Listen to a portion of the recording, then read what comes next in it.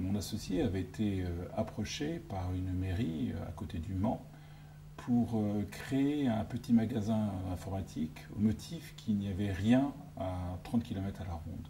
Alors nous avons eu des démarrages qui étaient plutôt prometteurs, peut-être trop même, puisqu'en fait très rapidement on s'est aperçu qu'on avait en fait dans les faits réalisé l'étude de marché de la grande surface locale avec qui nous partagions la même banque et qui a ouvert un département informatique de 300 mètres carrés et à l'époque il pratiquait une marge de moins de 3 euros par micro-ordinateur vendu, ce qui était donc évidemment totalement impossible à concurrencer.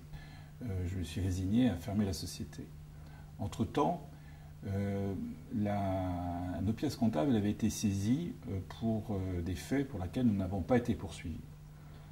Donc début 97, je me suis rendu chez le liquidateur, d'abord pour me présenter, donc j'étais 15 jours, 3 semaines avant la liquidation, donc je voulais me présenter, lui donner mes coordonnées, présenter un peu la situation, et puis surtout, je voulais lui réclamer, si c'était possible, qu'il puisse réclamer les pièces comptables pour qu'on puisse établir, par notre expert comptable, le premier bilan de notre premier exercice. À partir de ce moment-là, le liquidateur, je n'ai plus jamais eu aucune nouvelle, malgré 7 appels téléphoniques, et j'ai dû même faire une délégation à un avocat pour me faire représenter. Mais je n'ai pas eu de nouvelles. Entre-temps, le procureur m'a convoqué en me reprochant justement ce défaut de comptabilité.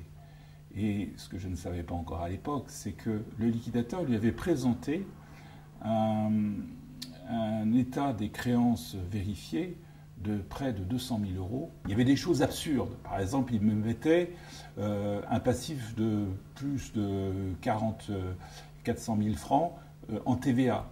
Alors que j'avais un découvert, parce que j'avais des factures clients qui n'étaient pas rentrées, et que donc, mathématiquement, c'était impossible que j'ai un passif en TVA, puisque j'avais plus d'argent dehors que l'argent que j'avais reçu. Donc à travers tout ce type de prétention au niveau de ces créances, qui étaient absurdes, non justifiées, qui ne me concernaient pas certaines pour la société, eh bien, il aurait pu arrêter à 200 000 euros comme il aurait pu arrêter à 2 millions d'euros. Et c'est ça qui est vraiment très grave. J'avais dès le départ demandé à un avocat spécialisé en procédure collective de me défendre contre tous les abus de pouvoir de mon liquidateur. Et en fait, ce dernier n'a rien fait. C'est-à-dire que par la suite, j'ai vu qu'il y a eu 5 violations graves de mes droits à la défense qu'il n'a pas respecté. Et cerise sur le gâteau de l'infamie, c'est que j'ai bien sûr fait appel et l'avocat m'a dit « je vais faire appel à mon avoué habituel ».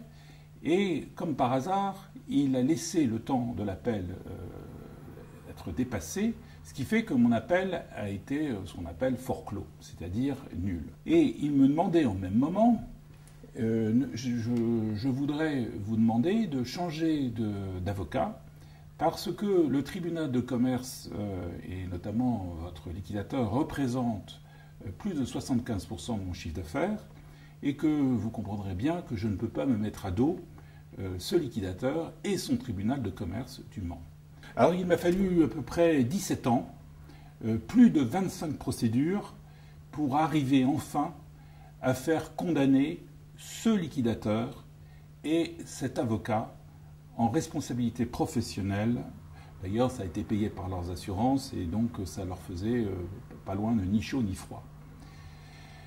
Je me retrouve dans une procédure où aucun de mes droits sont respectés, où j'ai l'impression que le tribunal va essayer de prendre sa revanche, alors que j'estime que tout citoyen a le droit à avoir une justice équitable, un tribunal serein, où chacun doit répondre de ses actes, ou alors on n'est plus en démocratie. Alors il est vrai qu'on peut considérer, quand on est dans des situations comme ça, qu'on est au royaume des prédateurs. En conclusion, c'est évident que ça a été un véritable empêchement de vie pour moi et pour ma famille. Mais beaucoup plus grave aussi, c'est que j'ai dû abandonner les mandats sociaux que j'avais des autres entreprises.